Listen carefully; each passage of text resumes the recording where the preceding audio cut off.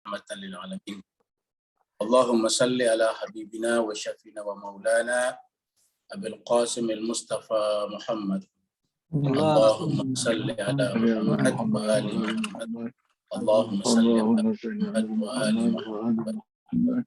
Wa ala alihi wa sahbihi wa man tabi'ahum bi ihsan ila yaumil mabad. Bapak, Ibu-ibu, ma'asyiral muslimin rahimakumullah, dimanapun Bapak Ibu semuanya berada.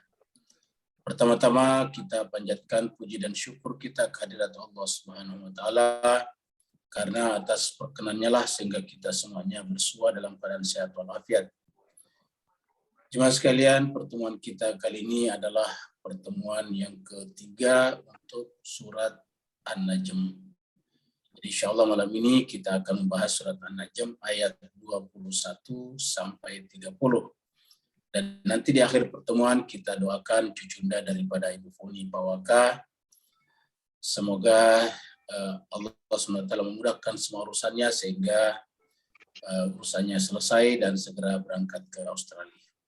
Jemaah sekalian saya berbahagia, kita persilakan kepada Ustadz kita. Ustadz siapa ini, Bu Dokter?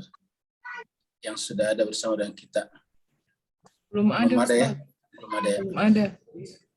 Bapak Ibu sekalian, karena belum ada Ustadz kita yang kelihatan hadir, maka mari kita masuk ke screen untuk membaca bersama, lalu kemudian kita teruskan dengan mentadaburi ayat-ayat yang kita baca tersebut.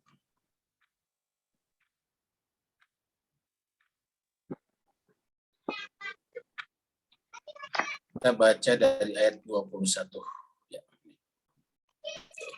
A'udzu billahi minasy syaithanir rajim. Bismillahirrahmanirrahim. A'udzu billahi minasy syaithanir rajim. Bismillahirrahmanirrahim. Alakumudz dzakaru wa lahul unsa. Alakumudz dzakaru wa lahul unsa.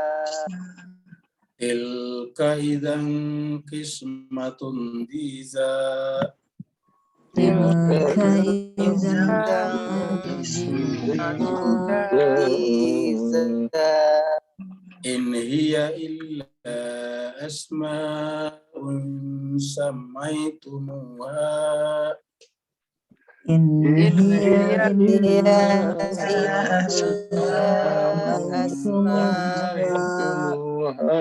antum ma nanzalallahu biha min sultan. Antum wa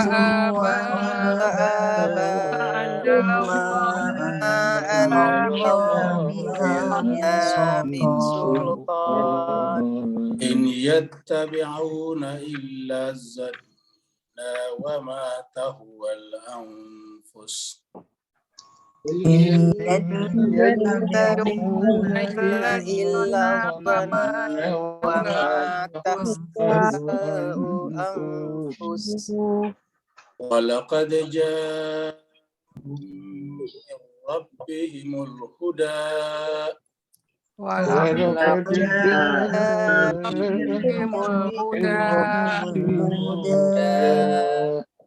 Am lil insani ma tamanna.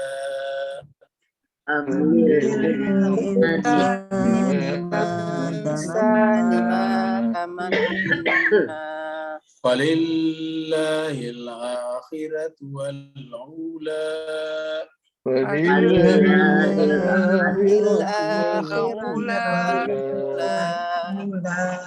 Wa kam min malakin fis samawati la tughni syafa'atuhum syai'a.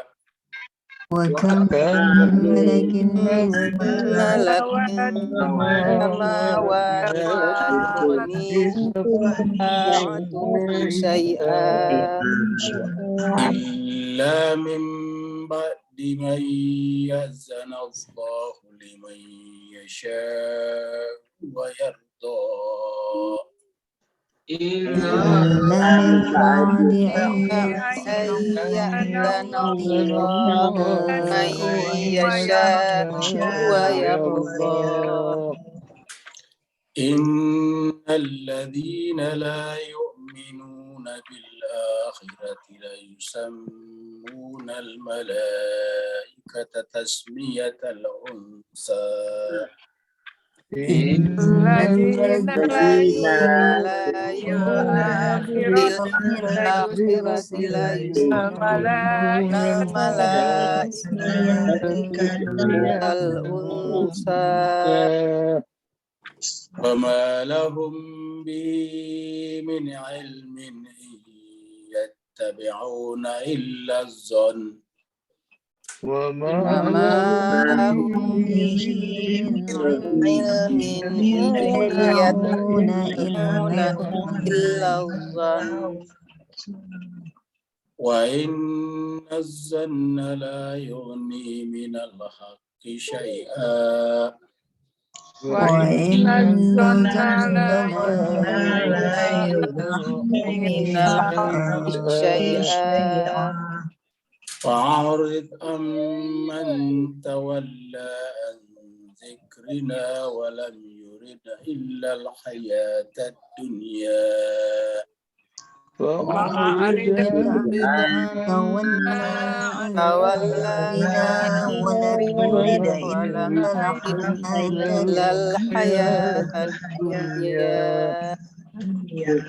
ذلك مبلغهم من العلم ذلك مبلغهم من العلم إن ربك هو أعلم بمن ضل عن سبيله وهو أعلم بمن اهتدى إن ربك هو أعلم عن سبيله وهو أعلم بمن اهتدى صدق الله العلي العظيم صدق الله العلي اللهم اللهم صل صل وسلم وزد وبارك على على رسول رسول الله الله وآله وآله الأطهار على رسول الله وآله وآله المختار اللهم صل على اللهم محمد وآل محمد اللهم صل على محمد وآل محمد اللهم صل على محمد اللهم صل على Muhammad wa ali Muhammad wa ajil. Terima kasih banyak Bapak Ibu semuanya yang telah ikut membaca, melantunkan ayat-ayat suci Al-Quran. Semoga Allah SWT mengirim malaikat-malaikatnya bersaf-saf dari rumah-rumah Bapak Ibu semuanya sampai kepada arasy Allah SWT. Amin. Sehingga Allah SWT membangga-banggakan, menyebut-nyebut nama Bapak Ibu beserta dengan orang tuanya, Fulan bin Fulan, di hadapan majelis para malaikat. Kita teruskan surat yang ke-53, yaitu surat An-Najm. Surat yang berbicara tentang bintang, dan surat ini masih turun di Mekah, yaitu sebelum Nabi hijrah ke Yastrib atau Madinah, dan karenanya disebut dengan surat Makkiyah. Jumlah ayat 62 ayat, dan tadi kita sudah baca ayat 21 sampai 30, berarti kita sudah sampai di pertengahan surat ini. Jadi insya Allah kita tinggal 3 kali pertemuan lagi, yaitu hari Jumat, Senin depan, dan Rabu depan, kita akan selesaikan surat An-Najm. Terakhir kita bahas surat An-Najm ayat 20 maksudnya, yaitu yang berbicara tentang Lata, Uzza, dan Manat. Jadi Al-Lata, Al-Uzza, dan Al-Manat ini adalah nama-nama Tuhannya orang-orang kafir Quraisy Mekah pada saat itu. Jadi mereka membuat 3 Tuhan besar, semuanya berjenis kelamin perempuan, baru kasih nama Al-Lat, Al-Uzza, dan yang terakhir adalah Al-Manat. Jadi Lata, Uzza, dan Manat. Tetapi jemaah sekalian berbahagia, karena ini sudah tidak ada lagi di Mekah, tidak ada lagi patung Lata, Uzza dan Manat sekarang di mana-mana pun. Nah, pertanyaannya, apakah Al-Quran masih berlaku? Jawabannya masih berlaku. Kalau begitu yang harus kita perbaiki penjelasannya adalah kata Lata, Uzza dan Manat. Jadi tidak bisa berhenti hanya pada patung yang dibuat pada saat itu. Kita sudah memberikan penjelasan pada pertemuan kemarin bahwasanya Al-Lat atau Al-Lata, Al-Uzza, Wal-Manat itu adalah 3 komponen yang selalu ada pada diri manusia yang belum sampai kepada tauhid sejati. Al-Lat itu yaitu hatinya masih menyembah, hatinya masih mengagungkan selain daripada Allah SWT. Pertanyaannya, tidak bolehkah kita mengagumi misalnya kembang yang indah? Tidak bolehkah kita mengagumi deretan gunung-gunung yang menakjubkan itu? Jawabannya boleh. Tetapi semuanya itu harus kita pandang sebagai ayat daripada Allah SWT. Karena sebagai ayat dia tidak memiliki keaslian asli, keindahan asli. Kembang-kembang yang mereka setiap pagi tidak memiliki aroma yang asli. Gunung-gunung tadi yang indah tidak memiliki keindahan yang asli. Karena yang asli cuma satu, yaitu Allah Subhanahu wa taala. Kita kenal istilah as-salatu wujud, yang ada yang pertama itulah yang merupakan hakikat keaslian segala sesuatu.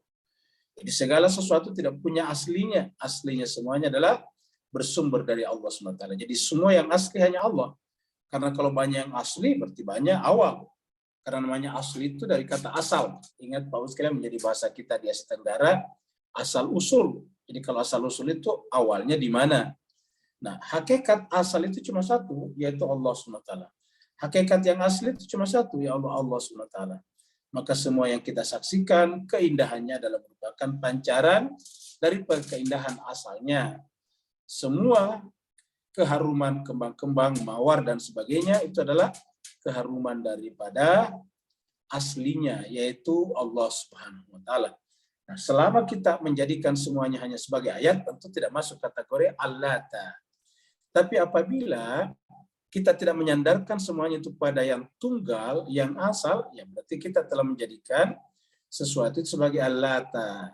Begitu juga kalau kita masih menganggap ada sumber kemuliaan selain daripada Allah, maka itu kita menjadikannya sebagai Al-Uzza. Al-Uzza itu adalah kita menganggap ada sumber kemuliaan. Tidak ada sumber kemuliaan kecuali Allah SWT. Innal izzata lillahi jami'an. Sungguhnya kemuliaan itu hanya milik Allah Subhanahu wa taala.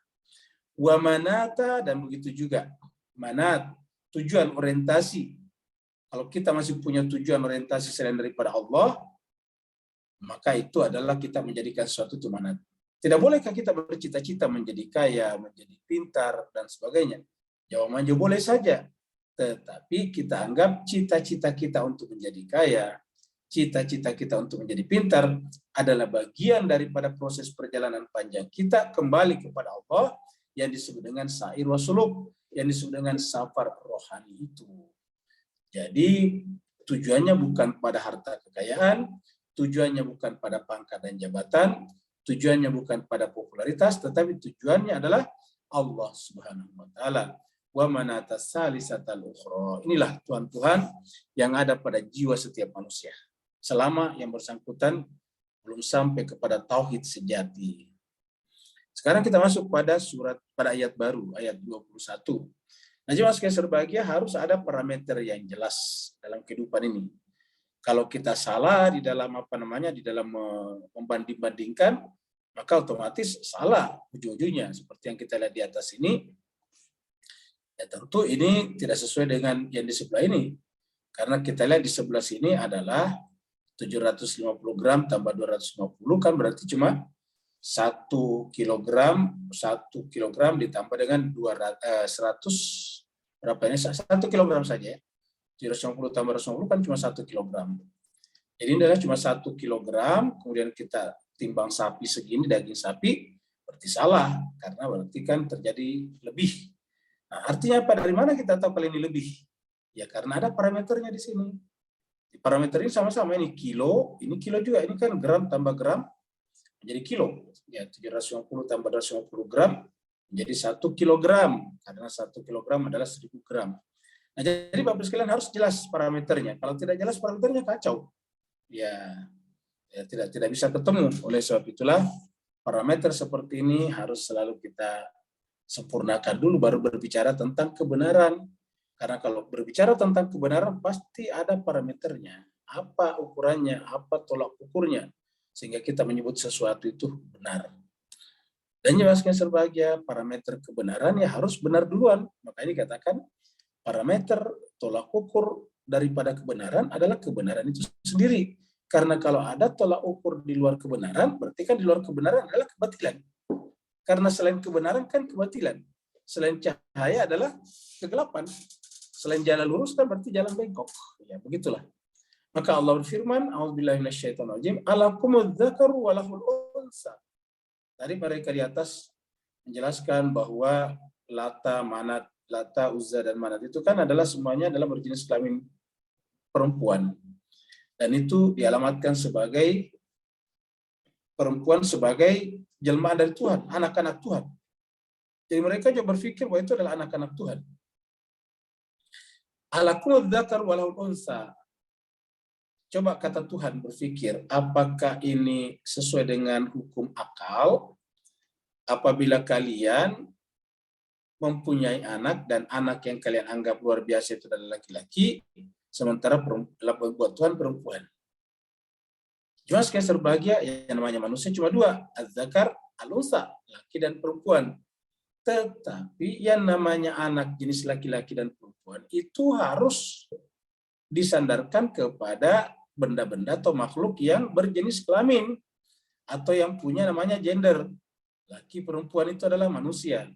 Nah, ketika kemudian kita mengalamatkan anak laki perempuan kepada zat yang tidak bergender, zat yang tidak bereproduksi, zat yang tidak butuh sarana-sarana biologis, maka itu adalah keliru. Jadi kalau laki-laki punya anak, kalau manusia punya anak laki-laki dan perempuan itu cocok. Tapi kalau kemudian kita anggap Tuhan punya anak perempuan, ini jelas keliru. Karena ketika kita mengalamatkan anak perempuan itu kepada Tuhan, kan berarti kita menganggap Tuhan juga seperti kita. Kalau kalian, kata ayat ini tidak masalah. Kalian adalah manusia, manusia punya aspek biologis. Manusia punya aspek biologis dan karenanya ada namanya laki dan ada perempuan.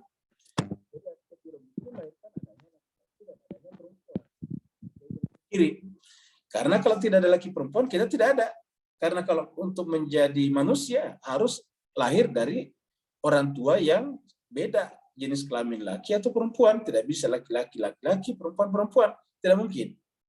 Jadi dengan demikian kemutlakan kita sekarang berbicara tentang saya, aku, dan dunia ini adalah karena ada laki dan perempuan. Itu adalah mutlak. Tetapi jemaah sekalian berbahagia, kalau kita alamatkan kepada diri kita anak laki-laki dan kepada Tuhan anak perempuan, kan berarti artinya apa jemaah sekalian? Kalau kita terima pun ini artinya manusia berbesana nanti dengan Tuhan. Misalnya anak laki-laki kita menikah anak perempuan anak Tuhan, kan berarti bahwa kita besanan dengan Tuhan. Nah, nanti kemudian anak yang lahir apa artinya? Ya, cucunya Tuhan juga. Kenapa? Karena Al-Unsa itu adalah anaknya Tuhan, Az-Zakar adalah anaknya kita, maka kemudian ketika kemudian nanti punya anak, cucu itu dua penyebutannya. Cucu kita sebagai manusia dan cucu Tuhan juga.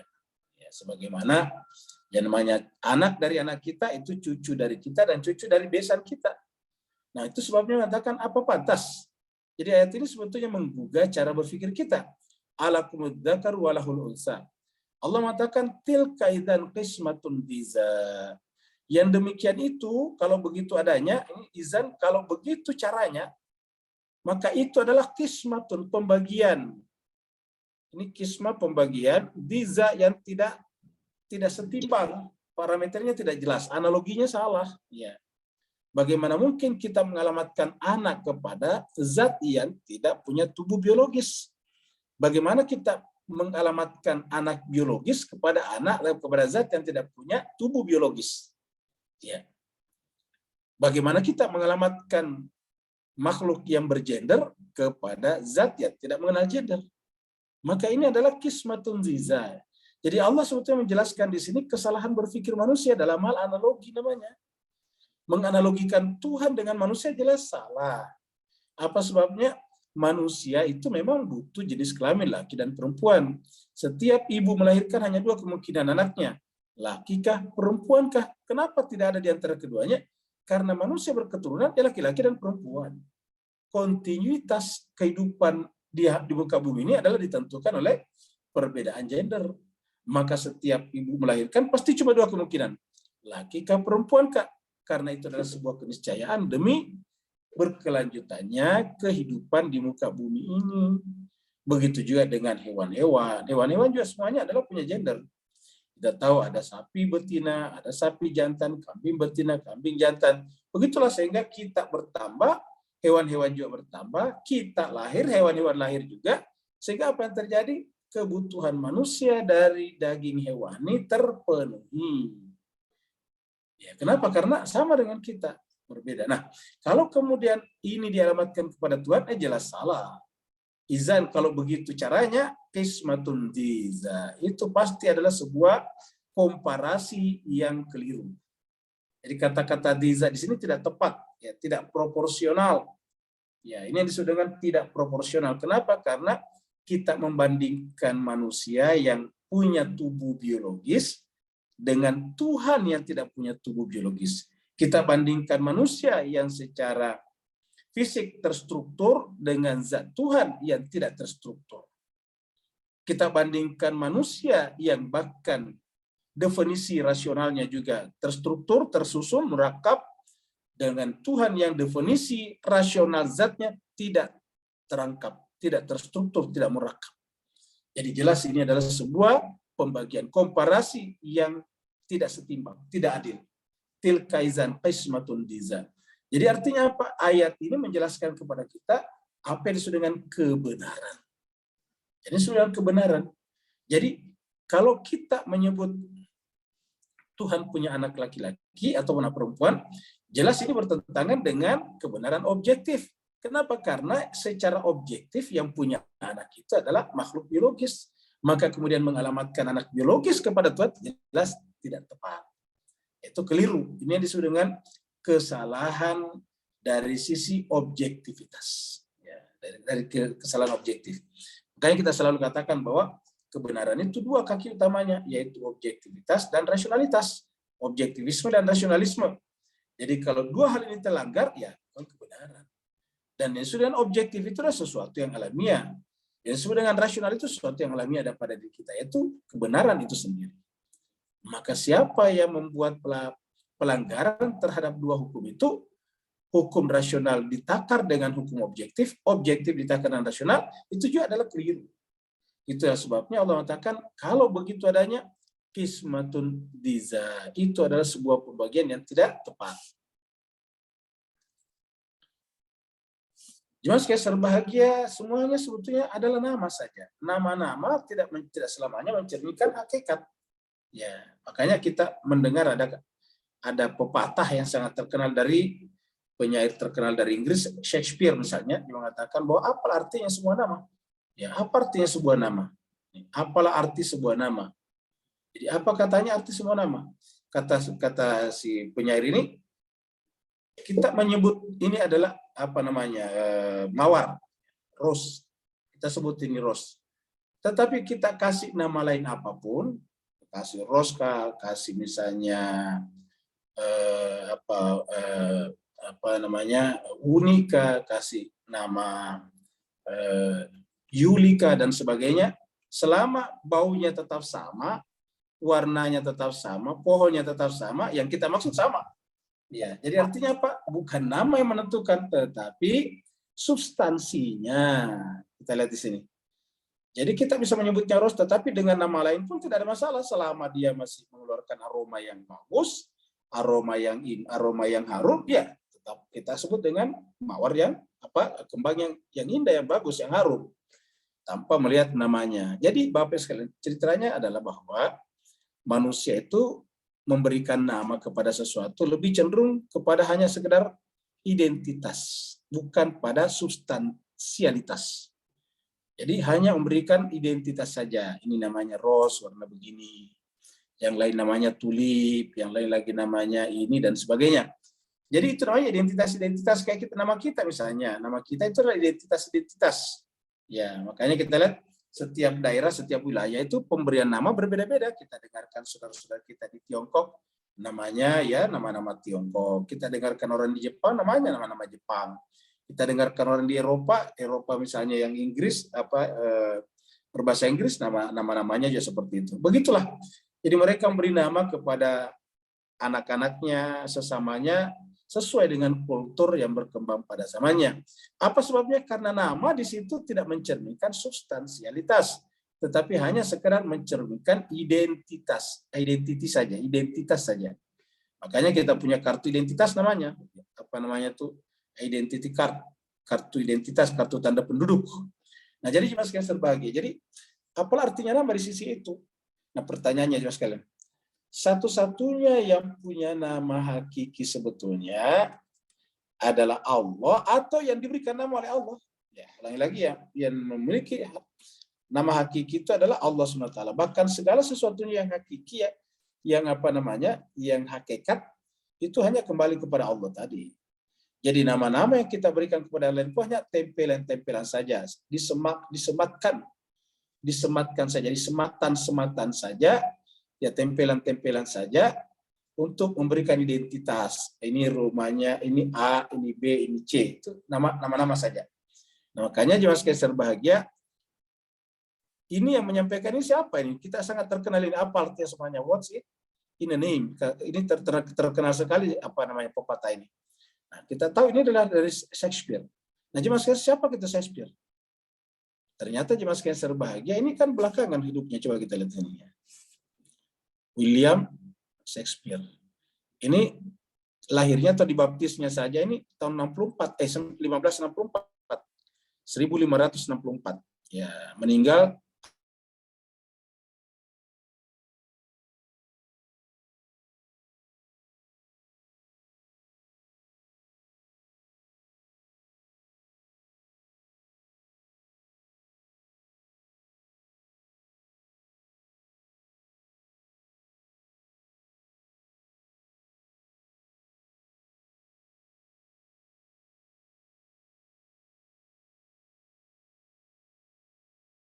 Enggak ada suara.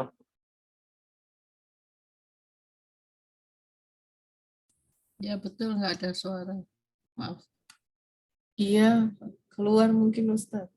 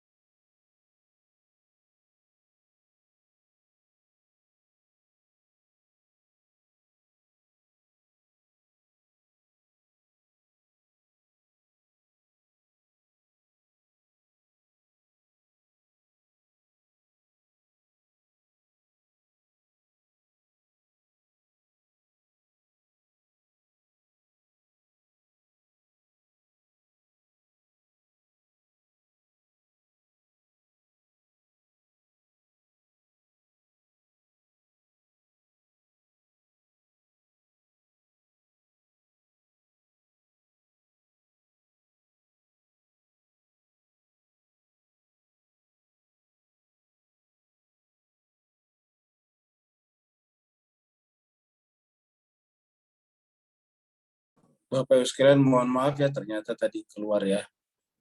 Kita masuk lagi.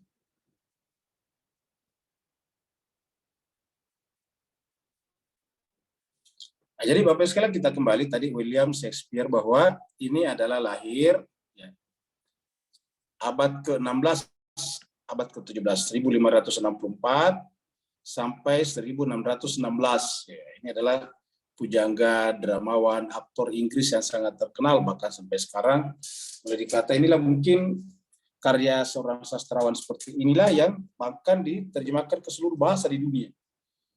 Sedemikian terkenalnya ini penyair yang satu ini. Dia yang pertama-tama mempopulerkan kata-kata apalah arti sebuah nama. Nah, jemaah sekalian berbahagia, coba kita lihat ayat ini. Tadi bicara tentang Al-Lata, Al-Uzza, dan Al-Manat. Allah mengatakan in hiya illa asma'un samaitumuha. In. Jadi in tiada lain, tiadalah hiya illa kecuali. Ini berpasangan.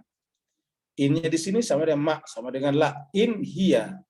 Sama dengan di awal surat ini juga ketika Allah berfirman wa ma yantiqu anil hawa in hiya illa wahyun yuha, itu mirip ya. Ma dalla sahibukum wa ma gawa wa ma yantiqu anil hawa in hiya illa wahyun yuha. In huwa illa wahyun yuha ya. Kecuali bahwa yang disampaikan itu adalah wahyu yang diwahyukan. Ini juga muncul lagi in. Tiadalah dia, maksudnya dia itu adalah nama-nama tadi ya. Patung-patung yang diberi nama tadi Al-Lata, Al-Uzza, Al-Mana. Allah mengatakan in hiya tiadalah nama-nama itu ataukah patung-patung itu illa kecuali asmaun nama-nama samaitumuha yang kau berikan sematkan padanya. Jadi ini adalah nama-nama yang kita sematkan padanya, manusia sematkan. Tum ini adalah kalian, samaitumuha. Tiada lain kecuali adalah itu adalah nama-nama yang kalian sematkan, yang kalian identitaskan, yang kalian predikatkan kepada patung-patung tersebut. Siapa ya? Pertegas antum wa aba'ukum, kalian dan orang-orang tua kalian. Kalian menerima dari orang tua kalian menerima dari orang tuanya juga, turun-temurun. Dan tidak punya asal-usul yang hakiki. Jadi samaitumuha, kalian cuma menyandangkan nama itu kepadanya. Seperti kita lah, sekarang kita dikasih nama saya Muhammad misalnya. Tapi Muhammadnya itu hanya disandangkan saja oleh orang tua karena beda sekali dengan Muhammad Rasulullah SAW. Jadi beda. Jadi artinya apa? Nama Muhammad di saya ini hanyalah merupakan sandangan dan doa orang tua agar anaknya nanti memiliki akhlakul karimah ataukah kedekatan dengan Allah seperti pemilik nama Muhammad yang asli, yaitu Rasulullah Shallallahu Alaihi Wasallam yang disebut dengan Muhammad bin Abdullah itu. Jadi nama yang disandangkan kita nama-nama. Ada di antara kita dikasih nama orang tuanya Sabar atau Sabir, tetapi tidak sabarnya luar biasa. Ada dikasih nama namanya Syukur, tapi tidak bersyukurnya luar biasa. Ada dikasih nama sama orang tuanya sebagai orang yang tawakal, ya. Tapi tidak tawakalnya luar biasa. Jadi itu kenapa? Karena nama-nama yang hanya sekedar ditempelkan, disandangkan, disematkan tanpa keluar dari hakikat.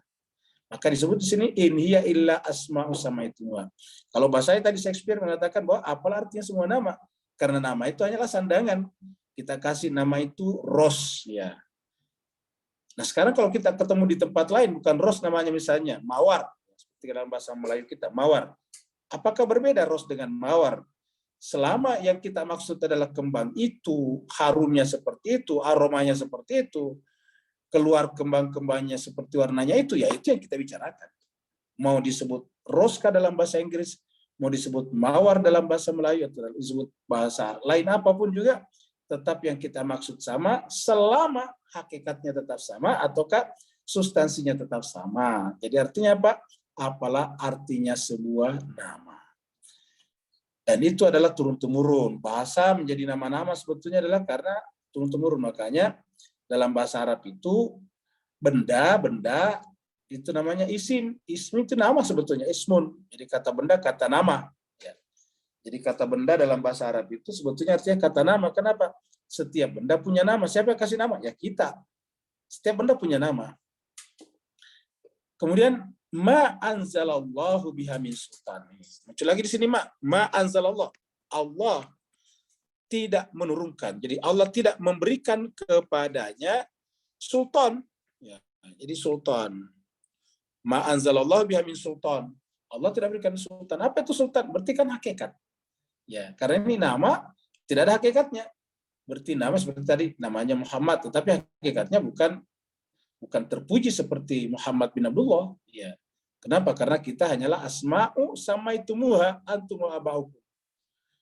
Sedangkan namanya sultan itu sesuai dengan hakikatnya. Misalnya Muhammad bin Abdullah, kita disebut nama Muhammad, ya memang cocok. Kenapa? Karena memang seluruh perbuatannya, perkataannya, tindakan-tindakannya, cara berpikirnya, bahkan diamnya sekalipun adalah Ahmad yang terpuji.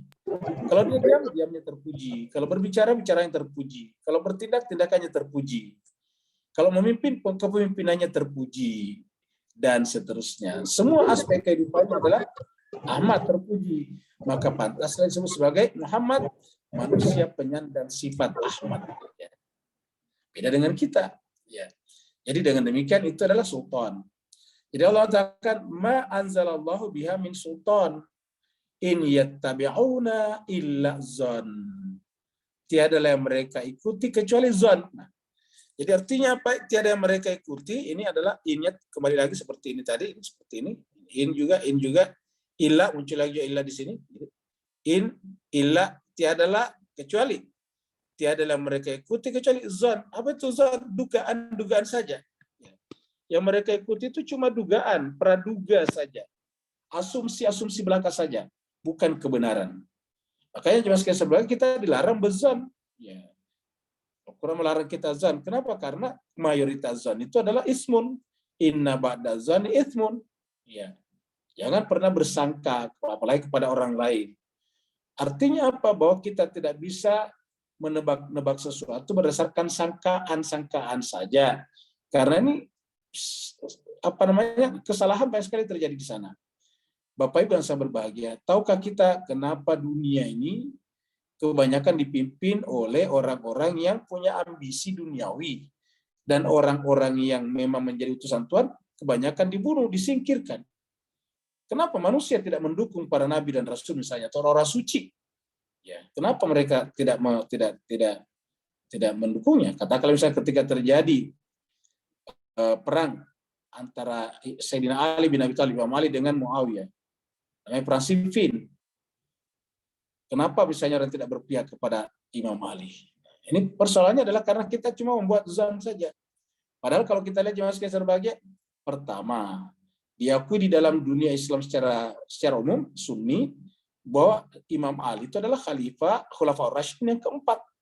Namanya Khulafaur Rasyid, Rasyid itu pasti benar, Rasyidin. Rasyidin itu selalu berdasarkan kategori benar. Rasyid itu artinya rasional. Jadi dia adalah khalifah yang rasional. Artinya ketika dilawan oleh bukan khalifah rasional kan berarti irasional. Tapi kenapa orang pada saat itu bahkan sampai sekarang orang tetap memihak Muawiyah? Nah, itu kan persoalannya kenapa coba? Muawiyah yang datang memerangi Ali di Kufah. Padahal Al-Quran mengatakan tidak boleh memerangi orang. Ini bisa diketahui bahwa perang Siffin itu terjadi di Irak, di Kufah. Sedangkan Muawiyah basisnya di Damaskus, Syria sekarang. Mereka datang dari sana untuk memerangi Ali. Kan jelas sudah keliru. Pertama adalah mereka rakyat biasa. Terus kemudian memerangi pemerintah yang sah. Apa artinya? Kan pemberontakan sebetulnya. Bukan. Tapi beranikah orang menyebut bugat misalnya? Banyak tidak berani. Padahal Muawiyah sudah tidak hidup sekarang. Ya, antek-anteknya Muawiyah juga mungkin sudah tidak ada sekarang. Kenapa tidak berani?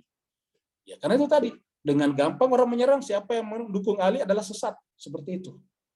Apa buktinya? Tidak perlu bukti. Kenapa? Zon. Dan banyak orang percaya seperti itu. Mereka tidak butuh bukti. Kenapa? Ya, yang penting banyak mengatakan salah, ya salah. Jadi salah dan benar itu bukan berdasarkan kategori kebenaran, tapi kategori sangkaan saja. Zon. Nah, itulah sepanjang hari di masa terbaik. Coba misalnya ada dua orang, kita lihat di depan kita. Satu kita tahu benar-benar baik. Ya. Tidak pernah tidak berbuat baik kepada orang yang kepada kita. Kita merasakan kebaikannya. Tapi begitu ada satu orang yang berbicara tentang dia dari belakang, tanpa konfirmasi, cenderung kita terima pembicaraan orang yang menuduh itu. Itu yang menyebabkan kenapa orang benar sepanjang sejarah cenderung tersingkir. Jangankan manusia biasa seperti kita, bahkan selevel Nabi pun, selevel imam yang suci pun dibunuh karena azan. Ya. Jadi inilah rata-rata berbicara tentang azan. Apalagi dalam dunia seperti sekarang. Dunia sekarang semua orang bisa bikin tulisan. Nah, cuma sayangnya jemaah sekalian, ketika kepemilikan handphone atau ke alat-alat komunikasi menjadi masif, tetapi literasi sangat tertinggal, itu yang terjadi.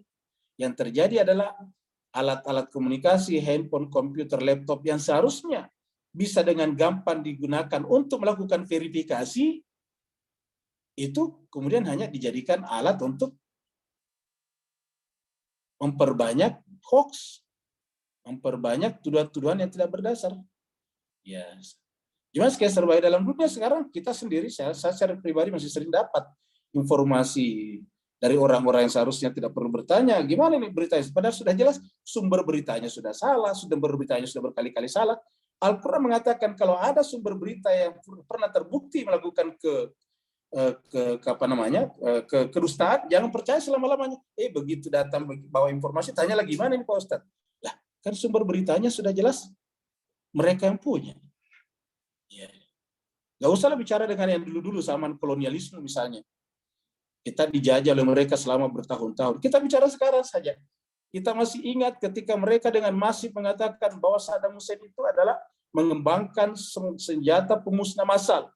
Bayangkan itu dibikin katanya foto satelit, ada iring-iringan begitu masuk tentaranya Amerika di sana tidak terbukti sampai sekarang, tetapi tentaranya Amerika tetap tidak keluar. Kenapa? Karena tuduhan itu dibuat bukan untuk dibenarkan, untuk dicari kebenarannya, tetapi menjadi alasan untuk menyerang Irak yang kaya minyak. Intinya seperti itu. Hebatnya lagi sampai sekarang masih banyak di antara kita yang percaya berita dari mereka. Iya. Padahal ini yang dikatakan in yattabi'una illa dhanna. Tiadalah mereka ikuti kecuali zon saja, sangka, dugaan, asumsi-asumsi. Ya.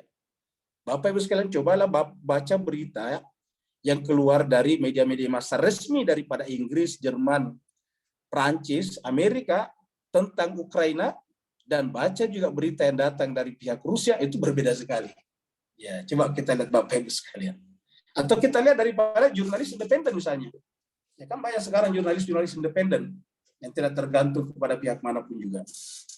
Nah, jemaah sekalian, dalam dunia sekarang begitu gampangnya kita melakukan verifikasi, tetapi tetap aja kebanyakan orang ikuti zon. Orang tetap percaya kepada sumber-sumber berita yang sudah berkali-kali berdusta dan mengorbankan kemanusiaan. Cobalah lihat Bapak Ibu sekalian. Kalau misalnya wartawan pro Barat Amerika dan Israel dibunuh misalnya di suatu negara, terus sudah habislah negara itu, dibully, bahkan mungkin dijatuhkan pemerintahnya. Tetapi wartawan senior yang berkeluarga negaraan Amerika juga, tetapi berdarah Palestina, namanya Shirin Abu Akleh itu dibunuh dengan jarak dekat dari tentara Israel. Diam semuanya Bapak Ibu sekalian. Berita-berita itu tidak dibombardir, tidak dibesar-besarkan. Iya. Apa sebabnya? Itu tadi zan. Tidak ada keributan yang berarti. Ya. Sama misalnya dengan ketika Jamal Khashoggi dibunuh dengan cara yang sangat sadis. Ya. Sumber-sumber berita itu hampir tidak berbicara. Nah, jadi Allah mengatakan in yattabi'una illa dhanna, yang mereka ikuti adalah zon saja, dugaan-dugaan saja. Tetapi kebanyakan kita tidak terbiasa berpikir rasional objektif, ya gampang kita termakan oleh itu semuanya. Iya, kita gampang sekali termakan oleh itu semuanya Bapak sekalian. Kita tahu bahwa dunia ini tidak berjalan secara lugu, apa adanya. Ada yang mengendalikan di belakang sana yang tidak kelihatan oleh kita. Nah, bagaimana kita mengetahuinya? Analisis objektif rasional. Jadi analisis objektif rasional yang bisa mengungkap siapa sebetulnya dalang daripada semuanya. In yattabi'una illa dhanna. Sayangnya manusia mengikuti hanya zon. Dan apalagi wa ma tahwal anfus, yang sesuai dengan pendapat subjektivitas pribadinya. Nih, wa ma tahwal anfus, apa yang sesuai dengan kepentingan anfus dirinya, subjektivitasnya. Jadi yang mereka itu adalah zon, tahwal anfusu, yang dikehendaki oleh keinginan pribadinya, subjektivitas pribadinya. Ya. Inilah Bapak jemaah sekalian berbahagia yang sekarang terus-menerus seperti itu. Ya. Coba misalnya media massa barat pernah tidak berbicara tentang kemajuan misalnya Korea Utara? Hampir tidak pernah. Yang kita dengarkan pasti berita-berita buruk dari pemerintah Korea Utara. Apalagi tentang Iran, lebih lagi. Nah, jadi jemaah sekalian berbahagia, jadi sumber-sumber atau terkadang berita-berita itu adalah dikendalikan oleh mereka, yang mereka angkat bukanlah fakta yang objektif dan rasional, tetapi zon, asumsi, dugaan-dugaan saja, atau apa saja yang sesuai dengan kepentingan kelompok mereka, ya, kepentingan golongan mereka, dalam hal ini misalnya NATO dan sekutunya. Wa ma tahwal anfus wa laqad ja'ahum mir rabbihimul huda. Ya, padahal mereka mengikuti itu padahal sungguh datang, walakad sungguh datang. Walakad ja'ahum, datang kepada manusia itu mir rabbihim, dari kata-kata dari Tuhannya. Jadi dari Tuhan itulah apa? Al-huda, petunjuk. Ya. Apa itu dari Tuhan petunjuk? Yang ada pada diri kita itu akal pikiran kita, rasionalitas kita. Rasional kita itu disebut juga dengan al-huda. Ya. Inna hadai, dari kata inna hadaina sabila imma syakira wa imma kafura. Itu dalam surat Al-Insan. Ya. Jadi padahal datang dari Tuhan al-huda. Nah, inilah menyebabkan kenapa patung bisa disembah. Patung bisa disembah, nabi bisa dibunuh, luar biasa. Patung disembah tapi nabi dibunuh, ya. Patung dipelihara, digantung sedemikian rupa di Ka'bah, dimuliakan, tetapi Muhammad bin Abdullah yang merupakan manusia seperti mereka kejar-kejar, mereka kalungi dengan perut kambing, mereka usir sampai ke Mekah sana. Nanti anak keturunannya mereka bunuh terus-menerus, luar biasa. Sementara patung-patung mereka rawat. Apa sebabnya? Karena patokan kebenarannya bukan kebenaran, tetapi azanna wa ma tahwal anfus. Ini adalah zan, dugaan, sangkaan, dan apa yang sesuai dengan hawa nafsu mereka, kepentingan pribadi mereka. Jadi Bapak sekalian, ayat ini turun 1400 tahun yang lalu, tetapi mohon maaf, sebagian kita umat Islam juga masih senang mengikuti zan dan juga subjektivitas. Bayangkan kalau kita menuduh satu kelompok, dan kalau kelompok itu yang kita tuduh tidak perlu bukti. Seperti kata orang, semua tuduhan harus dibuktikan, kecuali tuduhan kepada orang Syiah. Kalau tuduhan kepada orang Syiah tidak perlu dibuktikan, harus diterima begitu saja. Ya. Semua seperti itu jemaah sekalian. Jadi artinya apa? Artinya kita sudah keluar dari pakem kebenaran. Dari pihak yang dituduh ini tidak ada masalah. Namanya Nabi memang sudah mentalnya sudah tahu akan mengalami nasib seperti itu. Tetapi yang menjadi masalah kita Bapak Ibu sekalian yang melakukan tuduhan itu. Kenapa? Karena kita pasti akan mati. Kita akan berhadapan dengan Allah nantinya di akhirat. Kita dimintai pertanggungjawaban atas dasar apa tuduhan itu muncul. Jadi kalau kita mengatakan di dunia tidak perlu kita buktikan tuduhan kita, tapi di hadapan Allah tidak seperti itu. Allah ceritakan dalam Al-Quran, ketika iblis disuruh bersujud kepada Adam dan dia tidak bersujud, apakah langsung dihukum? Tidak. Allah bertanya, mana Allah tasjuda idza amartu? Wahai iblis, apa keberatanmu sehingga kamu tidak bersujud? Jadi artinya apa? Tuhan tahu alasan kita. Apa alasan kamu menuduh seseorang? Apa alasan kamu mengatakan ini dan itu? Semua perkataan kita, keputusan yang keluar dari pikiran kita itu harus dipertanggungjawabkan. Karena itulah kita disebut dengan manusia. Karena hewan tidak memiliki instrumen, tools, perabot untuk bertanggung jawab secara intelektual, ya tidak diminta pertanggungjawaban itu. Maka Allah mengatakan, ini yattabi'una illa zanna wa ma tahwal anfus. Ayat ini menurut saya luar biasa Bapak sekalian. Dan ini ada ayat ini terletak di mana? Surat An-Najm tentang bintang yang terbenam. Artinya apa? Orang-orang seperti ini adalah orang yang telah membenamkan bintang yang ada dalam dirinya, yaitu fitrahnya, dan orang itu adalah telah membenamkan bintang yang Allah kirim kepada mereka, yaitu manusia-manusia suci. Sehingga jemaah sekalian berbahagia, mereka dhalla dan gawa. Kalau Nabi, karena Nabi sendiri adalah bintangnya, maka ma dhalla sahibukum wa ma gawa. Tetapi kita dhalla wa gawa, kita sesat dan menyimpang. Jemaah sekalian berbahagia, Bapak Ibu lihat ini ilustrasi kita di sini. kita ini di hadapan bumi saja, tidak usah di alam semesta. Kita ini di hadapan bumi, ini kan bola bumi. Ya. Ini masih termasuk besar anak ini nih. Bumi ini kalau benar-benaran kan besar sekali, enggak seperti semut ini anak. Ya, di hadapan bumi saja kita seperti anak kecil. Najib Maskin sebenarnya artinya apa sebetulnya? Kita ini tidak punya kekuatan apa-apa. Keinginan-keinginan kita memang ada dan bisa menyimpan dari keinginan Tuhan, tetapi sebesar apapun keinginan kita itu sedikit sekali dibanding dengan apa yang Tuhan tetapkan dalam kehidupan ini. Misalnya bumi berputar kan bukan maunya kita. Matahari terbit setiap hari kan bukan maunya kita. Tubuh kita bertumbuh bukan maunya kita. Kita jadi laki dan perempuan tadi bukan maunya kita. Banyak sekali. Jadi apa maunya kita? Sedikit sekali. Misalnya kita mau makan. Kata mau makan itu bukan maunya kita. Maunya tubuh kita. Itu adalah naluri. Kita lapar mau makan. Nah yang kita bisa pilih apa? Mau memilih ikan kah atau daging kah? Ya, memilih makanan mentah kah atau makanan matang kah? Itu saja pilihan kita.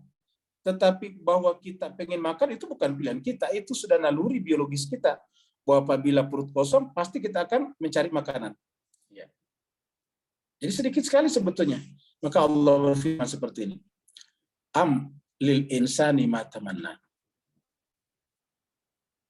Apa benar semua yang diinginkan? Tamanna ini tadi tamanna. Makanya tadi kita lihat kata tamanna tadi ingat almanat. Dari sini tamanna. Ya.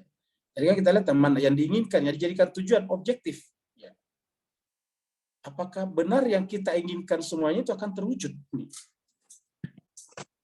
Apakah lil insan bagi manusia itu apa saja yang diinginkannya akan terwujud? Jadi kata terwujud itu kita tambahin. Apakah harapan-harapan, keinginan-keinginan manusia semuanya bisa terwujud? Jawabannya tidak bisa. Contohnya kita mau muda, tidak bisa, tetap aja di tua. Ya. Kita mau hidup terus, tidak bisa, tetap kita akan mati. Jadi tidak semua yang kita inginkan terwujud. Mayoritas yang kita inginkan tidak terwujud. Maunya kita anggota keluarga kita misalnya sehat, ada yang sakit faktanya. Maunya anggota keluarga kita semuanya urusannya lancar, ada yang tersendat-sendat misalnya. Jadi tidak semua dari keinginan kita itu terwujud. Apalagi keinginan kita yang berimplikasi dengan kehendak-kehendak langsung Tuhan dalam kehidupan kita. Seperti tadi misalnya kita tambah tua, tidak bisa kita jadi tambah muda. Ya, kita jadi perempuan, kita tidak bisa jadi laki-laki. Laki-laki tidak bisa jadi perempuan. Begitu kita laki-laki dan kita ingin pindah jadi perempuan, menjadi lucu, menjadi apa namanya, menjadi lain ceritanya. Dan kemudian keluar daripada fitrahnya dan kemudian tidak akan berketurunan. Jadi amlil insani ma tamanna, apakah semua keinginan manusia bisa terwujud? Jawabannya tidak. Kita bisa menjawab tidak sama sekali. Ya, kita lahir di Indonesia bukan maunya kita. Lahir di Singapura bukan maunya kita. Lahir di Amerika bukan maunya kita. Kalau semua orang ditanya sebelum lahir, pasti hanya semuanya berkumpul di satu negara saja. Negara yang paling aman, paling maju, dan seterusnya. Tapi siapa yang memilih untuk lahir misalnya di negara A, B, C, D? Tidak ada. Jadi cuma sebagai mayoritas keinginan kita tidak terwujudkan. Mayoritas impian kita tidak terwujudkan. Kita pengen kehidupan ini lancar-lancar saja. Tapi faktanya banyak kendala dalam kehidupan kita. Falillahil akhiratu wal ula. Jawabannya tidak bisa. Kenapa? Karena pemilik semua itu adalah Allah. Kata-kata al-akhir wal ula, akhir dan awal itu miliknya Tuhan. Jadi miliknya Allah itulah akhir dan awal. Jadi milik Allah itulah akhir dan awal. Kalau di surat surat besi yang kita sudah lewati, Al-Hadid, dimulai dengan awal dan akhir. Wal awal wal akhir. Dia adalah awal dan akhir. Kalau di sini mulai akhir dan awal. Jadi semua yang akhir dan awal adalah milik Allah. Kehidupan akhirat adalah milik Tuhan. Kehidupan dunia milik Tuhan. Bisa juga bermakna akhir di sini apa artinya? Akhir di sini juga bisa bermakna yang tidak kelihatan di depan mata kita, di balik. Yang awal, yang pertama kita lihat dengan panca indera. Jadi yang awal yang kita jumpai dengan panca indera. Al-akhirat yang di belakang panca indera, dicapai dengan akal. Bisa juga al-ula artinya yang materi, yang al-akhirah yang non materi. Bisa saja. Ya. Tetapi baik itu dunia dan akhirat, baik itu materi dan non materi, baik itu yang indrawi ataupun yang tidak terindrai, semuanya dalam milik Allah.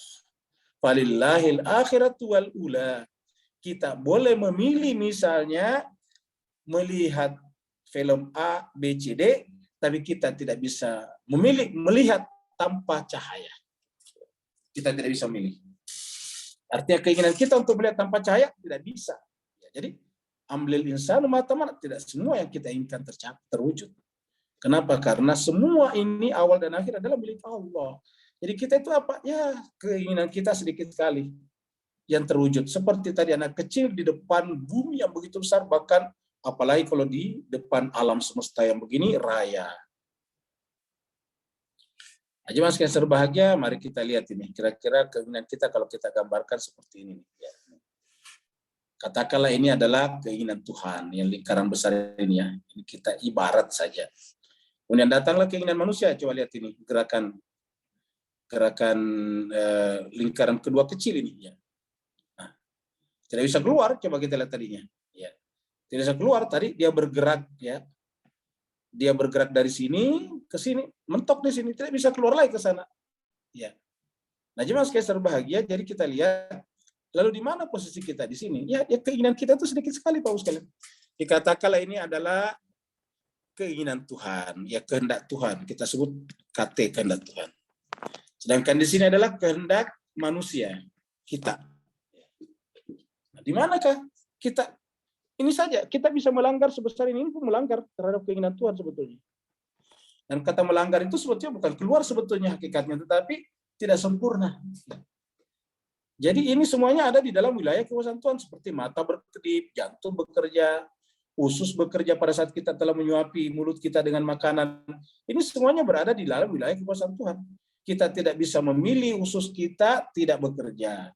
Misalnya kita habis makan, tapi kita tidak ingin usus kita istirahat. Ya tidak bisa. Kita ingin usus kita istirahat, ya tidak bisa. Jadi keinginan kita itu cuma sedikit sekali. Ini semua mayoritasnya ini berada di dalam wilayah kekuasaan Tuhan. Yang di luar kuasa Tuhan ini pun sebenarnya hanya perumpamaan saja. Hakikatnya tidak ada yang berada di luar ini. Karena kalau berada di luar ini, berarti kan ada kemampuan manusia untuk keluar daripada wilayah kekuasaan Tuhan. Dan itu tidak mungkin. Dan berarti bahwa wilayah kekuasaan terbatas. Terbatas oleh apa? Dibatasi oleh keinginan manusia. Maka ini hanyalah perumpamaan saja biar kita gampang mengerti. Seandainya kita bikin perumpamaan seperti inilah yang bisa beda dengan keinginan Tuhan. Misalnya Tuhan menyuruh kita sholat, kita tidak sholat ya, kurang lebih beginilah. Ya. Jadi kita disuruh baca Quran, kita tidak baca Quran, nah kurang lebih beginilah. Nah, jadi jemaah sekalian sedikit sekali yang bisa kita keluar dari sana. Ya. Itulah sebabnya jemaah sekalian berbahagia, Allah mengingatkan kita seperti dalam ayat ini, ya, bahwasanya apa yang diinginkan manusia itu tidak semuanya tercapai ya. Seperti ini. Jadi jemaah sekalian saudara, walillahil akhirat wal ula. Milik Allah semuanya yang akhir dan yang awal. Tidak ada yang di luar kekuasaan kita, di luar kekuasaan Tuhan. Semuanya ada di dalam wilayah kekuasaan Tuhan. Nah, jemaah sekalian berbahagia, setelah itu berbicara tentang syafaat. Kenapa bicara tentang syafaat? Karena kita bicara tadi wilayah Tuhan, tidak ada yang bisa keluar dari wilayah Tuhan. Nah, sedang sekarang tidak ada manusia yang butuh pertolongan pihak lain. Bapak Ibu sekalian, manusia ini tanda-tandanya adalah saling berbagi bumi, berbagi udara, berbagi matahari, berbagi sumber makanan, berbagi, semuanya kita berbagi. Jadi kita ini tidak bisa memenuhi kebutuhan hidup kita seorang diri. Kalau ada orang yang berani dan siap memenuhi kebutuhannya seorang diri, suruhlah pergi ke bulan hidup sendiri di sana. Bisa tidak dia mencari air sendiri? Bisa dia tidak menanam padi sendiri di sana? Jawabannya tidak bisa. Ya. Jadi kesimpulannya kita butuh saling pertolongan. Nah, apakah ini hanya berhenti pada wilayah materi, wilayah duniawi, wilayah benda-benda? Jawabannya tidak. Juga nanti di hadapan Allah SWT kita butuh juga pertolongan yang lain. Nah, pertanyaan siapa yang bisa kita tolong kita di sana? Bapak Ibu sekalian, kalau di dunia kita butuh uang, siapa yang bisa tolong kita? Ya syaratnya pasti yang punya uang, karena kita butuh uang. Ya. Kita misalnya anak kecil misalnya mau digendong, siapa yang bisa gendong dia? Tentu orang besar yang jauh kekuatannya lebih besar daripada anak kita. Jadi selalu jemaah sekalian, kalau kita minta pertolongan, pasti ditolong oleh yang punya kemampuan itu. Kita tidak punya air di rumah, siapa kita bisa minta tolong? Iya, rumah tetangga yang ada airnya, stok airnya. Kalau tetangganya tidak punya stok air, ya nggak bisa kita minta air kepada mereka. Kita butuh garam, kepada siapa kita minjem atau minta garam? Ya kepada tetangga yang punya stok garam. Kalau tetangga kita tidak punya stok garam, ya tidak bisa kita minta garam kepadanya. Nah, jemaah sekalian berbahagia. Apa itu permintaan syafaat? Permintaan syafaat itu minta supaya Allah mau mengampuni dosa kita yang tersisa dari dunia dibawa ke akhirat. Kita minta Tuhan mengampuni dosa-dosa kita, karena itu syarat pertama untuk masuk surga atau untuk dekat dengan Allah SWT. Nah, maka siapa yang kita mintai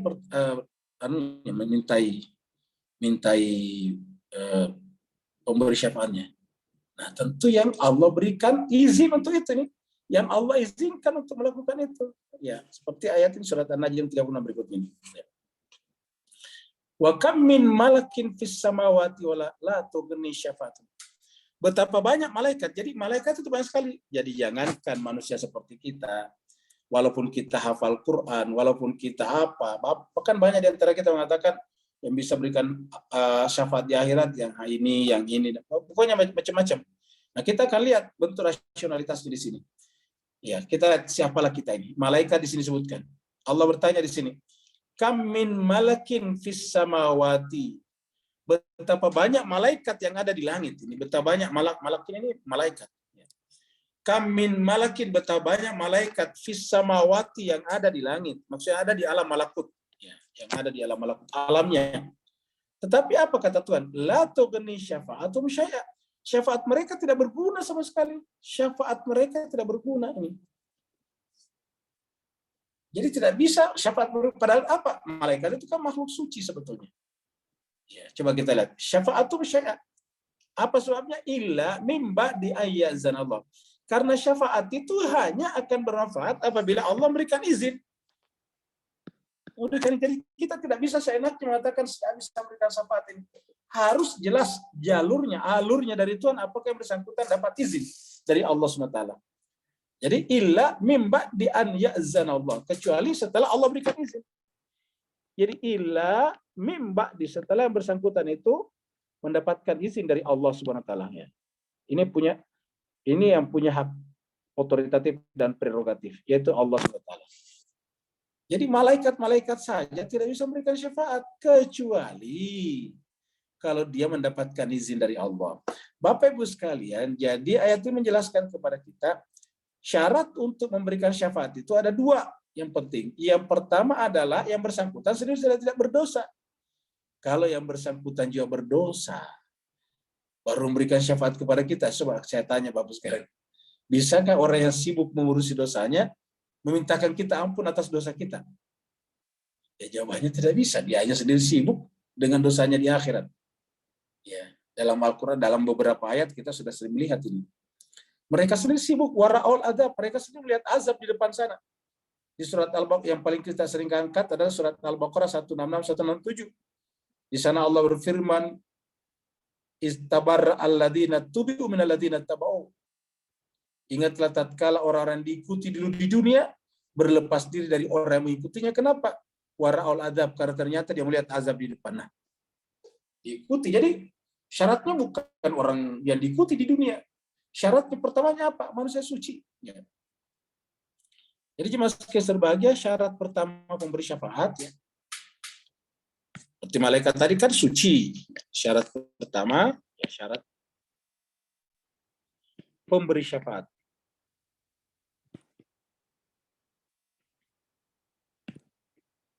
Syarat pemberi syafaat. Yang pertama adalah manusia suci. Ya, manusia suci atau makhluk suci seperti malaikat tadi. Manusia suci. Ini yang pertama. Dan yang menentukan kesuciannya Allah, karena kita tidak bisa. Kita bisa saja mengatakan orang itu suci, tapi itu apa? Zon, dugaan. dugaan kita bisa salah. Ya, jadi yang pertama adalah manusia suci. Jadi artinya apa? Bisa dibuktikan rantai ke penunjukan dari Allah SWT. Bagaimana caranya? Satu, semua kita percaya kalau dia Nabi dan Rasul, apalagi membawa kitab suci besar seperti Al-Quran, Injil, Taurat, itu pasti dipilih oleh Allah. Bisa kita baca kitab sucinya. Jadi pasti ditunjuk oleh Allah. Dan Allah menunjuk hambanya tidak mungkin salah, tidak mungkin keliru. Karena kalau Tuhan keliru, berarti Tuhan tidak sempurna. Satu. Yang kedua, yang ditunjuk Allah, pasti ditunjuk Allah juga. Jadi misalnya Allah menunjuk Rasul Muhammad. Lalu kemudian Muhammad menunjuk seseorang menjadi misalnya pelanjut risalah kenabian. Nah, maka hakikatnya Allah menunjuk orang itu. Kenapa? Karena yang dipilih oleh Nabi hakikatnya pilihan Allah juga. Jadi yang pertama adalah manusia suci, ya. Ini manusia suci yang pertama. Ya, ini syarat pertama ini. Ya, jadi manusia suci bisa kita tahu dari situ tadi. Kemudian yang kedua, ya, mendapat izin dari Allah. Ya, mendapat izin. Ya, dari Allah. Kenapa? Karena nanti puncak daripada ini Allah juga. Jadi dua syarat mutlak pemberian syafaat. Pertama manusia suci, yang kedua adalah mendapat izin dari Allah. Ya. Kalau ada misalnya syarat-syaratnya tambahan dan tidak mungkin keluar dari sini. Manusia suci artinya bahwa yang bersangkutan itu adalah dijustifikasi kesucian dari Allah atau oleh utusan Allah. Yang kedua adalah mendapat izin dari Allah. Di dalam Al-Quran itu kan ada disebutkan bukan hanya Nabi yang suci. Contohnya dalam surat 33 ayat 33. Semua orang bisa baca, semua orang Islam bisa baca surat 33 ayat 33. 33. Di sana Allah berfirman, innama yuridullah, hanya saja yang Allah inginkan, dari keinginan Allah, innama yuridullah ayyudhiba ankum rijsa, yaitu untuk menghilangkan ar-rijas, kotoran-kotoran hati, kotoran-kotoran pikiran. Ankum dari kalian siapa? Ahlal bait, wahai ahlul bait. Wa yutahhirakum tathira, dan mensucikan kalian dengan sesuci-sucinya. Kan disebutkan di dalam Al-Quran. Belum lagi dengan hadis-hadis Nabi. Ya. Kemudian mereka mendapatkan izin dari Allah SWT. Jadi ada dua, manusia suci dan mendapatkan izin dari Allah. Ini yang bisa memberikan syafaat. Dan Bapak Ibu sekalian, tentu ini tergantung kepada kita. Kalau tidak mau menerima satu dua atau salah satu daripada dua, enggak masalah. Tetapi kita tidak akan bisa mendapatkan syafaat di akhirat. Kalau kita berharap nanti kita minta syafaat dari orang tua kita, ibu kita. Ya kalau yang bersangkutan selamat, gimana kalau dia tidak selamat? Ya, ibu dari sisi fungsi besar peranannya.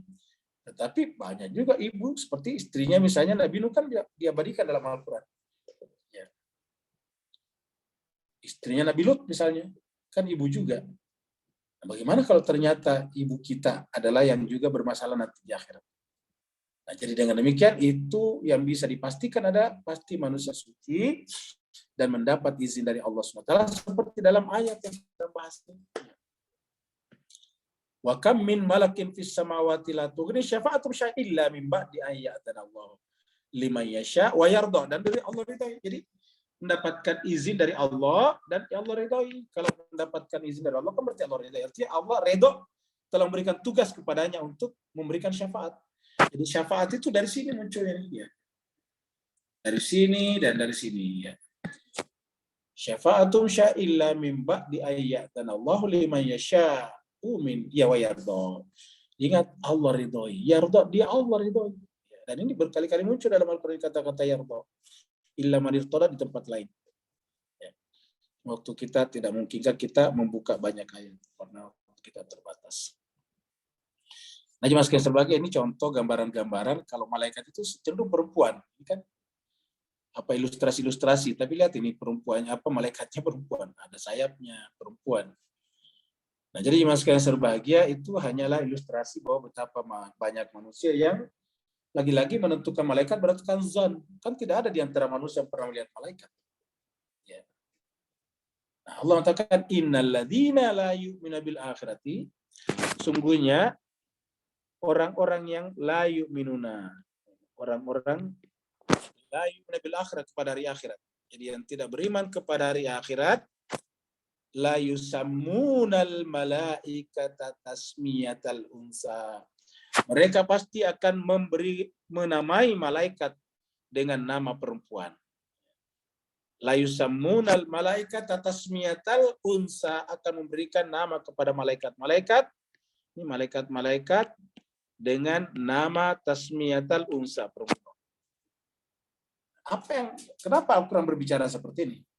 Allah menjelaskan bahwa memberikan jenis kelamin, gender kepada malaikat itu tidak relevan. Karena malaikat ini bukan makhluk biologis yang bereproduksi seperti kita. Bahwa biologis itu penting, tapi gender itu penting, tapi di mana? Yaitu pada makhluk biologis demi kepentingan berketurunan, bereproduksi. Ya. Kalau bukan untuk keturunan bereproduksi kan tidak perlu. Ya. Contohnya misalnya air bisa bersiklus sedemikian rupa. Ya kan tidak perlu ada air laki dan air perempuan. Ya, tidak perlu. Yang ada cuma hidrogen dan oksigen saja. Jenis elektronnya berbeda, ada positif, ada negatif. Itu saja. Ya, jadi dengan demikian Mas Kaiser Bahagia memberikan nama kepada malaikat dengan jenis kelamin dan perempuan itu tidak relevan. Makanya kita pernah sampaikan juga di sini Pak Ustaz sekalian bahwa berbicara tentang sorga sebetulnya tidak relevan lagi kita bicara tentang laki-laki dan perempuan, sehingga mengatributkan wanita-wanita cantik sebagai sebagai penghibur surga dengan disebut dengan bidadari menjadi tidak relevan sebetulnya. Kenapa Mas Kaiser Bahagia? Karena alam batin sebetulnya bukan alam biologis. Ya, Allah mengatakan ini kesalahan yang terjadi pada siapa? La yu'minun, orang beriman, orang yang tidak beriman la yu'minuna kepada akhirat. Kenapa? Karena selalu memberi nama malaikat dengan nama perempuan, padahal itu tidak relevan. Nah, Mas Kaiser Bahagia, ya lagi-lagi kenapa? Zan, muncullah lagi kata zan di sini. Zan itu seperti menebak, coba kita menebak orang ini kan zan saja. Karena tidak ada alasan-alasan yang kita punya untuk menebak siapa orang ini. Maka tanda tanya, siapa orang yang tidak kelihatan. Ya. Kalau pakai baju begini, banyak orang pakai baju ini. Yang posturnya seperti ini, banyak posturnya seperti ini. Jadi setiap kita mengatakan ini si A, ini zon. Ya. Ini zon. Ya. Jadi dugaan. Dan kita tidak boleh menduga-duga. Ya. Zon itu adalah dugaan. Ya. Kata-kata husnuzan, su'uzan, itu dari kata zon. Dugaan tadi, zon. Zannu. Ya. Wa ma lahum bihi min ilm. Allah mengatakan mereka tidak punya ilmu tentang itu. Jadi yang namanya zon ini bukan ilmu, ini ma lahum, tidak ada. Tidak ada bagi mereka yaitu ilmu. Mereka tidak punya ilmu tentang itu. Ya. Kalau tidak punya ilmu apa? Kenapa dia menentukan in yattabi'una illa? Ini ulangi lagi Pak Ustaz, sudah 2 kali. In yattabi'una illa zan, baru 2 ayat sebelumnya sudah muncul lagi. In yattabi'una illa zan. In tiadalah yang mereka ikuti illa kecuali ini, kecuali yang muncul di sini. Tiadalah mereka ikuti kecuali zon saja. Jadi berkali-kali Al-Quran mengatakan begitu. Bagus Kaiser Bahagia. Sering kita mengatakan ini diganggu jin. Bisa dibuktikan tidak? Kalau tidak bisa dibuktikan itu adalah zon. Dan ingat, kalau jin tidak bersalah baru kita tuduh, ingat kita bertanggungjawabkan di hadapan Allah. Kita mengkambing hitamkan jin. Ya. Jadi Al-Quran mengatakan in yattabi'una illa zan. Tiadalah mereka ikuti kecuali zan. In yattabi'una illa zan. Tiadalah yang mereka ikuti kecuali. Jadi tidak ada mereka ikuti kecuali zan, sangkaan saja. Dan itu artinya apa? Tidak berdasarkan ilmu. Ini menunjukkan ilmu itu tidak boleh lahir hanya sekedar berarti sama sangkaan. Ilmu itu harus bersifat objektif dan rasional. Harus dengan ilmu. Kalau tidak berarti in yattabi'una illa zan. Hanya zan saja. Lalu kenapa kalau zan? Allah katakan wa inna zanna, yang namanya zan itu, yang namanya zan ini, kata Al-Quran ini, yang namanya zan ini, zan la yughni minal haq, tidak akan pernah terhubung dengan kebenaran. Kata-kata lain tidak cukup untuk menarik kesimpulan bahwa itu adalah benar. Selama dia zon, maka la yughni minal haq, tidak cukup untuk disebut sebagai al-haq. Ya. La yughni minal haq. Jadi siapa yang hanya berdasarkan zon, berarti bukan kebenaran. Bahkan ada kata syekh sedikit pun. Wa inna zanna la yughni minal haqqi syai'a. yang namanya zon sama sekali tidak bisa menjadi dasar kita menarik kesimpulan kebenaran sesuatu. Dan karenanya tidak bisa mengantarkan kepada ilmu, dan ini menunjukkan bahwa ilmu adalah berdasarkan kebenaran. Jadi ilmu itu adalah berdasarkan kebenaran sini ya. Sedangkan yang namanya zon ini, yang ini ya, ini zon, ini adalah dicoret ya, tidak berdasarkan ilmu. Jadi namanya ilmu tidak berdasarkan zon, tapi berdasarkan al-haq. Jadi Bapak Ibu sekalian, ini sebetulnya kalau dalam bahasa filsafat adalah epistemologi yang luar biasa. Ya, dibicarakan Allah dalam Al-Quran. Sayang sungguh sayang, justru umat Islam itu yang paling banyak melakukan prasangka-prasangka, praduga-praduga, bukan hanya kepada makhluk-makhluk bernama jin, tetapi juga kepada sesamanya manusia. Ya. Inna zanna la yughni minal haqqi syai'a. Nah, jemaah sekalian serbagi, lalu apa sih yang sebetulnya mereka inginkan bagi orang-orang yang cuma menginginkan zon itu tadi? Allah mengatakan seperti ini. Farid an man tawalla. Maka berpalinglah dari orang seperti itu. Farid an man tawalla. Jadi berpalinglah, ini perintah tadi, kata kerja perintah. Farid berpalinglah an dari man, orang-orang yang tawalla, berpaling atau membelakang dari peringatan kami. Apa itu peringatan kami tadi? Berdasarkan kebenaran al-haq. Ya. Karena setiap orang yang menginginkan hanya berdasarkan kebenaran, bisa dibuktikan memang dia bukan pencari kebenaran. Walam yurid illal hayata dunia. Tidak ada mereka inginkan kecuali hanya keuntungan duniawi. Jadi mereka melakukan itu karena mendapatkan keuntungan duniawi. Walam yurid. Tidak ada yang mereka inginkan illa kecuali al hayatu dunia. Jadi mereka tidak perlu dengan kebenaran, yang penting disukai orang. Apalagi kalau dia sekarang YouTube ada namanya subscriber, ada namanya viewer dan sebagainya. Yang penting banyak viewernya, yang penting banyak subscribernya, maka mereka bisa dapat uang bermiliar-miliar satu bulan. Luar biasa ya sekalian. Maka mereka tidak butuh apa? Tidak butuh kebenaran. Ya. Sebabnya apa? Lam yurid illal hayata dunia. Tidak ada mereka inginkan kecuali hanya kehidupan dunia. Ya. Yang dipertontonkan juga adalah kemewahan-kemewahan. Lupa bahwa semewah-mewahnya dunia itu adalah semu. Karena kemewahan dunia itu sebetulnya sejatinya adalah demi mengantarkan manusia taqarrub, qurbatan, ma'rifat kepada Tuhannya. Itulah sebabnya jemaah sekalian berbahagia, kita butuh sekali ilmu. Ini ada kata-kata yang sangat pentingnya ilmu untuk menuntun manusia. Ini ada kata yang sangat bagus ini bahasa Arab. Ada yang mengatakan kata-kata ini dari Imam Syafi'i dan sebagainya. La yustata'ul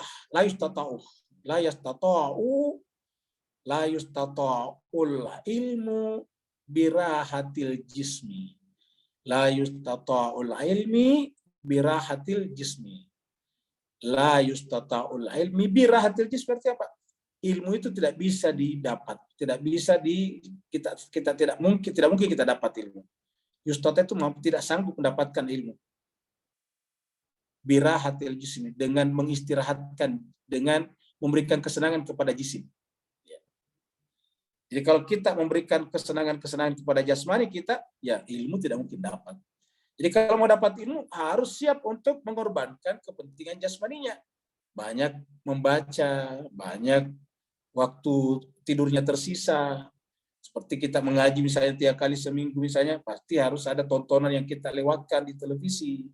Pasti ada urusan yang kita harus tidak lakukan. Kenapa Allah karena di sini mengatakan la yustata'ul ilmu ya, bukan ilmu, la yustata'ul ilmu birahatil jismi. Ilmu itu tidak bisa didapatkan, tidak bisa kita peroleh dengan membiarkan jasmani kita mendapatkan kesenangan. Ya. Nah, jadi jemaah sekalian berbahagia, terakhir ayat kita adalah zalika mablughuhum minal ilmi. Nah, jemaah sekalian berbahagia, orang-orang tadi yang berhenti pada zon, ya itulah kemampuan ilmunya, itulah batas kemampuan ilmunya. Yang mereka ketahui hanya sederhana, bahwa yang namanya kebenaran dari orang banyak. Ya. Cerita orang itu pasti benar. Seperti itulah ilmunya. Ilmunya adalah cetek. Sederhana sekali. Zalika mablaghuhum. Itulah batas kemampuan ilmunya. Jadi ayat ini menjelaskan kepada kita agar dalam ilmu ini jangan kita berhenti. Ya, ini mablagu itu dari kata balaga yablugh itu mencapai. Jadi yang namanya ilmu tidak boleh berhenti pada suatu titik tertentu. Seperti kata Nabi, yang namanya belajar itu harus dari buayan sampai kapan? Sampai kita masuk ke liang lahat, ilal lahdi. Jadi belajar itu diniatkan sampai kepada liang lahat. Harusnya Bapak sekalian, kita sekarang berusia yang sudah pensiun, harusnya kita lebih lagi. Kenapa? Demi menebus waktu kita waktu masih muda yang banyak sekali terbuang-buang. Kita waktu muda banyak sekali terbuang-buang. Sekarang saatnya untuk apa? Mengurangi waktu untuk dibuang-buang. Dan kita lebih banyak belajar. Kenapa? Karena sebentar lagi kita pasti akan dijemput oleh malakul maut. Dan pada saat kita tinggal pindah ke sana, yang dipertanyakan Allah adalah kita kemanakan itu as-sam'a wal absara wal afidah yang kita bahas pada hari Senin yang lalu. Inna rabbaka huwa a'lam. Ingat, Tuhanmu tahu. Inna rabbaka a'lamu huwa a'lamu biman dhalla, siapa yang tersesat. Ansabili, dari jalannya. Karenanya tidak perlu kita urusin. Wa huwa a'lamu bimanil tada. Dan Allah juga tahu siapa yang dapatkan petunjuk. Ya. Jadi Allah lah yang tahu ini. Allah tahu, artinya pengetahuan Allah itu adalah bersifat benar. Dan karenanya jemaah sekalian, kita berlomba-lomba memperbanyak ilmu kita. Jadi kalau dikatakan fastabiqul khairat, apakah yang terbaik itu? Selama ini kita kata fastabiqul khairat hanya sekedar menolong orang. Fastabiqul khairat, apa itu al-khair? Ilmu. Kalau bukan ilmu, kenapa ayat pertama turun Iqra? Ya. Bahkan Al-Quran sendiri adalah ilmu. Maka fastabiqul khairat, berlomba-lombalah untuk menuntut ilmu sebetulnya. Karena yang terbaik yang kita cari adalah al-ilmu. Ini Allah mengatakan. Ya, dan berkaitan dengan ilmu inilah lahirlah kesesatan. Berkaitan dengan ilmu inilah lahirlah petunjuk. Jadi orang sesat karena ilmunya terbatas, orang dapat petunjuk karena ilmunya luas. Kita sudah paham dulu tentang perumpamaan nyamuk. Bagi orang yang tidak beriman, tahu kalau pada nyamuk ada kebenaran. Fa ammal ladzina amanu ya'lamuna annahul haqqu mir rabbihim. Pada nyamuk ada kebenaran dari Tuhan mereka. Nah, Bapak Ibu sekalian, mohon maaf terlalu panjang ini ceritanya.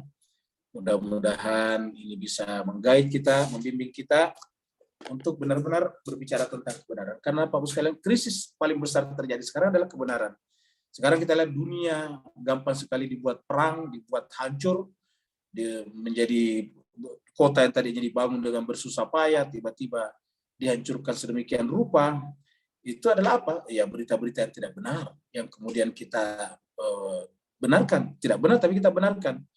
Kita tidak melakukan tabayun atau verifikasi, sehingga apa yang terjadi kita gampang diadu domba. Dan kita lihat satu perang saja seperti Ukraina itu dampaknya kepada seluruh dunia. Itu baru dampaknya, efeknya, belum lagi dengan orang yang tinggal di negara itu, di wilayah itu, di mana mereka itu jemaah sekalian menderita, kehilangan orang tua, gedung-gedung sekolah-sekolah mereka semuanya hancur lebur. Terima kasih banyak atas partisipasinya. Yang mau bertanya dipersilakan. Assalamualaikum warahmatullahi wabarakatuh, Bapak Ibu semuanya. Ini ada satu pertanyaan Ustadz di kolom chat.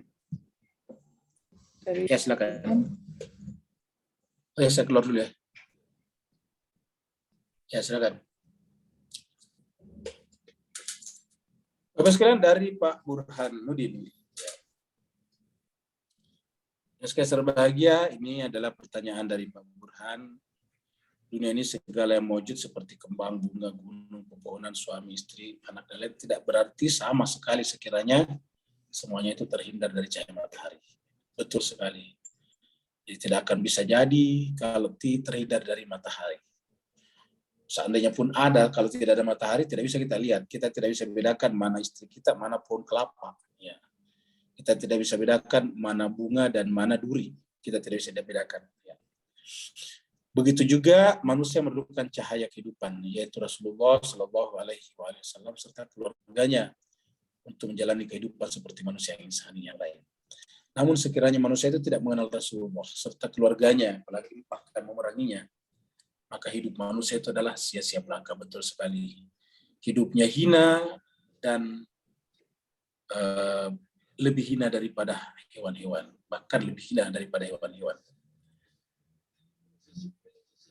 Mohon apa ini? Oh ya betul. Jadi saya kira pencerahan, saya kira betul. Jadi apa yang disampaikan Pak Burhan betul sekali.